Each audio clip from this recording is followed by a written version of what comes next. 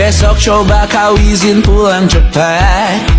Bilang saja siapa sedang sakit. Lusa coba izin terlambat. Komunikasi adalah jantung kepemimpinan organisasi publik. Tanpa komunikasi yang efektif, kebijakan terbaik sekalipun bisa gagal diterima oleh masyarakat. Komunikasi publik bukan sekedar menyampaikan informasi, melainkan mencakup 3 fungsi utama. Yang pertama, membangun kepercayaan publik atau public trust. Yang kedua, menyebarluaskan kebijakan agar dipahami masyarakat. Dan yang terakhir, mendorong partisipasi aktif warga dalam proses pemerintahan. Materi ini berlandaskan 3 teori utama. Yang pertama ada model komunikasi Lasswell 1948. Pemimpin harus mampu menjawab formula 5W+1H. Wow say what, in which channel, to whom, with what effect. Sebagai kerangka dasar merancang pesan publik. Yang kedua, teori kepemimpinan transformasional James McGregor Branch. Pemimpin tidak sekedar memerintah, tetapi menginspirasi melalui komunikasi visioner untuk menggerakkan seluruh pemangku kepentingan bersama. Yang ketiga ada situational crisis communication theory, memberikan panduan bagi pemimpin dalam memiliki strategi komunikasi yang tepat saat menghadapi krisis kepercayaan publik. Saudara-saudara, angka stunting di kabupaten kita masih di angka 28%. Ini bukan sekedar masalah gizi, ini masalah kepercayaan. Banyak ibu-ibu di desa belum percaya pada program kita. Hari ini kita harus putuskan bagaimana kita berkomunikasi agar masyarakat benar-benar ikut.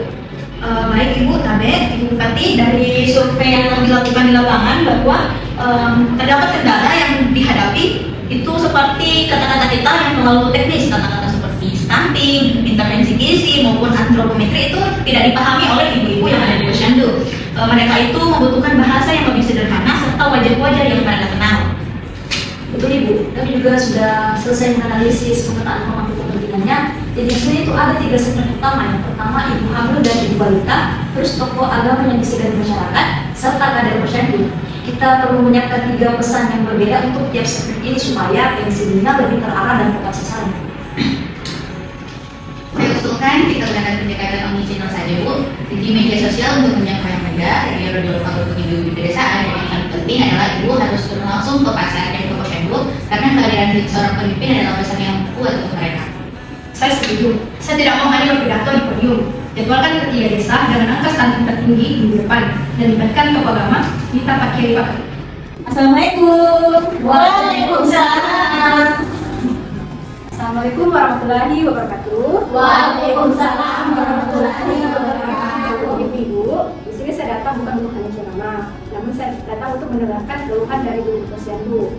Karena anak kita harus tumbuh sehat, maka dari itu kita perlu kerjasama. Mungkin dari ibu-ibu ada yang ingin dipertanyakan? Saya Bu. Oke, silakan. Perkenalkan, nama saya Haji Fatima. Kami mendengar ada program vitamin dan makanan tambahan, tetapi kami tidak tahu cara untuk mendapatkannya dan kami takut nanti kami dipersulit. Sekian Bu. Baik, ibu-ibu, Ibu Haji Fatimah, ibu tidak perlu khawatir karena syaratnya itu cukup mudah. Ibu perlu datang ke posyandu cuma sebulan sekali, menimbang anak. Nah, nanti di sana hadiah kita yang akan membantu ibu-ibu sekalian. Nah, untuk penambahan biaya itu tidak ada Ibu, serta syaratnya itu tidak ada yang sulit.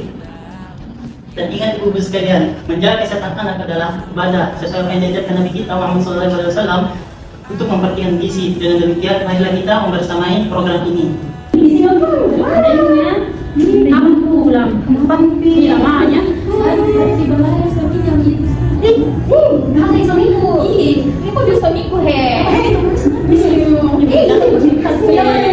diurus kalau pulang itu bawa ke salon harus dicukur itu.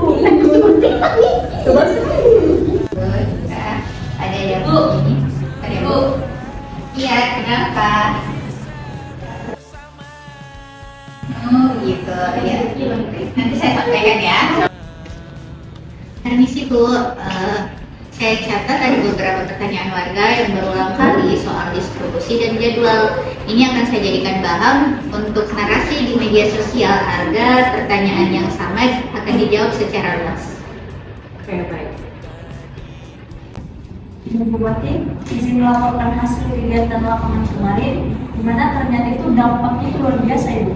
Engagement media sosial kita naik sekitar 340%, tapi yang paling membanggakan itu kunjungan ke posyandu di 3 desa tersebut. tersebut yang langsung melonjak sekitar 60% hanya dalam 2 minggu ini. Nah, yang menjadi menarik juga bahwa banyak ibu yang sebelumnya itu belum pernah datang ke posyandu, sekarang itu sudah pada berdatangan. Nah, itu menjadi grapevine positif bagi komunikasi informal yang bekerja untuk kita. Bagus, tapi jangan berhenti di sini. Apa yang belum berhasil? Saya perlukan balik ini. Jadi begini Bu, masih ada 2 desa di wilayah terpencil yang belum terjangkau dikarenakan sinyal buruk. Jadi kami merekomendasikan menggunakan radio komunitas dan pertemuan padat sebagai kanal alternatifnya. Itulah feedback group yang kita butuhkan. Komunikasi bukan satu arah, terus perbaiki. Strategi yang baik adalah yang mau belajar dari lama-lama. Rekomendasi solusi terbaik mengenai posyandu di Desa Harapan berdasarkan materi yang telah dipelajari, berikut rekomendasi atau solusi terbaik. Yang pertama, bangun komunikasi berbasis kepercayaan, bukan kekuasaan. Pemimpin publik yang efektif membangun kredibilitas melalui kehadiran nyata dan bahasa yang memanusiakan warga, bukan mengandalkan otoritas jabatan. Kasus penanganan stunting membuktikan bahwa ketika pemimpin turun langsung dalam berbicara dalam bahasa rakyat, resistensi masyarakat mencair dengan sendirinya. Inilah inti kepemimpinan transformasional, pemimpin sebagai komunikasi yang menginspirasi, bukan sekedar pemberi instansi. Kedua, yaitu terapkan strategi komunikasi 4 langkah secara konsisten. Organisasi publik perlu melembagakan 4 langkah ini sebagai SOP komunikasi. Yang pertama, ada stakeholder meeting yang rutin diperbarui. Siapa saja pemangku kepentingan, apa kebutuhan dan kekhawatiran mereka. Yang kedua, ada key message sequency. Setiap pesan publik harus clear, concise, coherent, dan courteous. Yang ketiga, ada omni-channel, di mana tidak boleh hanya mengandalkan satu media, yaitu kombinasikan digital, radio, tatap muka, dan jaringan tokoh lokal. Selanjutnya, keempat, ada feedback loop, di mana menciptakan mekanisme formal untuk mendengar suara warga dan menjadikan bahan perbaikan kebijakan. Nah, adapun yang terakhir yaitu mengukur efektivitas komunikasi secara terukur. Setiap strategi komunikasi harus memiliki indikator kinerja yang jelas, mulai dari apa yang kita miliki hingga apa dampak jangka panjangnya. Pemimpin publik perlu menjadikan evaluasi komunikasi sebagai bagian dari siklus manajemen, bukan sekedar laporan formalitas. Komunikasi dalam kepemimpinan organisasi publik bukan sekedar keterampilan berbicara di depan publik. Ia adalah sistem yang melibatkan pemetaan aktor, pemilihan pesan yang tepat, penggunaan saluran yang relevan, dan komitmen untuk mendengarkan. Pemimpin yang menguasai sistem ini tidak hanya berhasil menyampaikan kebijakan, ia berhasil membangun organisasi yang dapat dipercaya, dihormati, dan didukung oleh masyarakat yang dilayaninya.